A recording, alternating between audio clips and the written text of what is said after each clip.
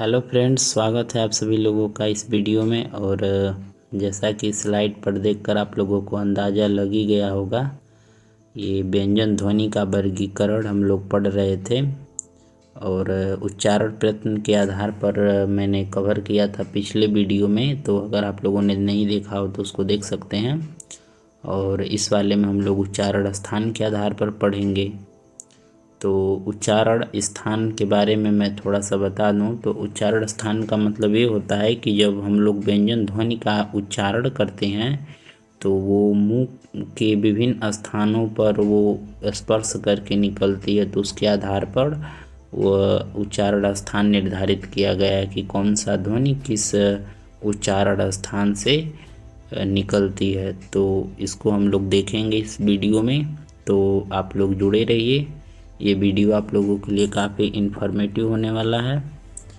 तो चलिए स्टार्ट करते हैं।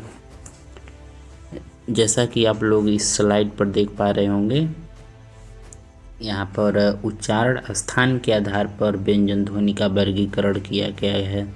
तो यहाँ पर आप लोगों को टोटल कितना प्रकार को कुल 8 प्रकार का यह होता है। उच्चारण स्थान के आधार पर भी आप लोगों का 8 प्रकार का होता है। इससे पहले उच्चारण प्रयत्न के आधार पर था तो वो भी 8 ही था लगभग, तो ये भी 8 है। तो यहाँ पहला आप लोगों का कंठ है, दूसरा तालव्य है, तीसरा मूर्धन्य है, चौथा दंत है, पाँचवां ओष्ठ है, छठवां वर्त है, सातवां दंतोष्ठ है और आठवां जिह्वामूली है। तो इस तरह कुल 8 प्रकार हो गए। तो ये आप लोगों को कंठ, ताल, मूर्धन्य, दंत पढ़ के तो अंदाज़ा लग ही रहा होगा कि ये जो हमारे मुख के विभिन्न अंग हैं, तो उन्हीं अंगों के आधार पर यहाँ पर देख सकते हैं आप लोग ये जो बनाया हुआ है मुंह। तो मुख के जो विभिन्न भाग हैं, जैसे नासिका से कुछ निकल रहा है, कुछ दंत से निकल रहा है, कुछ आप लोगों का यहाँ तालु, ऊपर का जो तालु होता है उसको मूर्धन्य कहते हैं, उसके पीछे वाले हिस्से को तालु कहते हैं। आप लोगों का दंत और ओष्ठ, दांत और ओठ से भी मिलकर निकलता है, ओठ से मिलकर निकलता है। तो इस तरह से जो मुख के विभिन्न अंगों से उच्चारण होते हैं, तो उसके आधार पर ध्वनियों का वर्गीकरण किया गया है, व्यंजन ध्वनियों का। तो चलिए एक एक करके हम लोग देखते हैं। मतलब उच्चारण स्थान के आधार पर ध्वनि का वर्गीकरण आप लोगों का 8 तरह से हो गया। तो यहाँ पर देख पा रहे होंगे। तो आप लोगों का पहला कंठ था। कंठ का मतलब होता है कंठ से उच्चरित होने वाले। तो कंठ से कौन कौन ध्वनियाँ निकलती हैं, यहाँ पर लिखा गया वर्ण क, ख, ग, घ, अंग और ह। इनको आप लोग उच्चारण करके देख भी सकते हैं। जब बोलेंगे क तो कंठ अंदर से आवाज़ आती है, क, ख, ग, घ, अंग, ह। कंठ और जीभ की जड़, तो इसको आप लोग याद रखिएगा। कंठ से उच्चारित होने वाली ध्वनियाँ क, ख, ग, घ, अंग और एक ह है। दूसरा आप लोगों का तालव्य है। तो तालव्य में भी आप लोग दे पा रहे होंगे। तालव्य का मतलब होता है तालु से उच्चरित ध्वनियाँ। इसमें आप लोगों का च, छ, ज, झ, ञ, स और य है। तो ये आप लोगों के तालव्य ध्वनियाँ हैं। तो इनको वो तालव्य क्यों कहा गया है, क्योंकि जब हम लोग बोलते हैं तो जीभ हमारी तालु को स्पर्श करती है। तालु क्या होता है, मुख के भीतर की जो छत होती है तो उसके पिछले हिस्से को तालु कहते हैं। तो वहाँ पर आप लोग बोल कर देख सकते हैं, बोलने पर वहाँ पर उच्चारण स्थान वहीं पर स्पर्श होता है। तीसरा है आप लोगों का मूर्धन्य है। तो मूर्धन्य क्या होता है, तो तालु के पिछले भाग से उच्चरित ध्वनियाँ तालु से जो उच्चरित होती हैं, और तालु के जो पिछला हिस्सा होता है तो उसको आप लोग मूर्धन्य कह सकते हैं, और बाकी तालु होता है।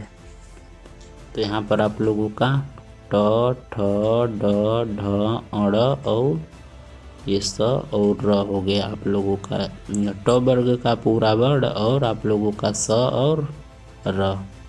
तो उच्चारण स्थान इसका कहाँ होता है, जीभ की नोक और तालु का ऊपरी भाग। इसी तरह आप लोगों का तालव्य में भी था जीभ का अग्रभाग और तालु। तो इसके आधार पर भी आप लोग इसको गेस कर सकते हैं। तो 3 आप लोगों के ये हो गए। और चौथा आप लोगों का है दंत है। तो दंत का मतलब दांत से उच्चरित ध्वनियाँ। तो इनको उच्चारण करने के लिए दांत की सहायता लेनी पड़ती है, बिना दंत की सहायता से उच्चरित नहीं हो सकती। तो इसमें आप लोगों का ये 5 वर्ड आ जाते हैं त, थ, द, ध, न। तो देख पा रहे होंगे जब हम लोग बोलते हैं तो जो हमारी जीभ है दांत को स्पर्श करती है। त, थ, द, ध ऊपर का जो दंत है उसको स्पर्श कर, इसीलिए इनको दंत व्यंजन बोला गया है। ओष्ठ व्यंजन। तो ओष्ठ व्यंजन ध्वनियों को उच्चारण करने के लिए ओष्ठ से आप लोगों को चेष्टा करनी पड़ सकती है। तो इसमें आप लोगों का प, फ, ब, भ, म। तो बोलने पर देख पा रहे होंगे कि हमारा जो दोनों ओठ है वो एक दूसरे से स्पर्श कर रहा है और उच्चारण दोनों ओठ हो गए। ये दो ऊपरी दांत और जीभ की नोक, इसका उच्चारण स्थान हो गया। और वर्ष का आपका क्या हो जाएगा, ये वर्ष ऐसे लिखा हुआ है, इसको देख सकते हैं थोड़ा सा, ये वर्ष इस तरह से है, वह तो आधा स है और यह उस पर र है। तो इसको क्या कहते हैं, ये होता है दंत और मसूड़ा। दांत और मसूड़ा, तो इन दोनों को मिलाकर इसमें आप लोग बस इतना याद रखिएगा कि ये 3 वर्ड आते हैं। दंत और मसूड़ा जब मिल जाता है तो उसको वर्ष कहते हैं।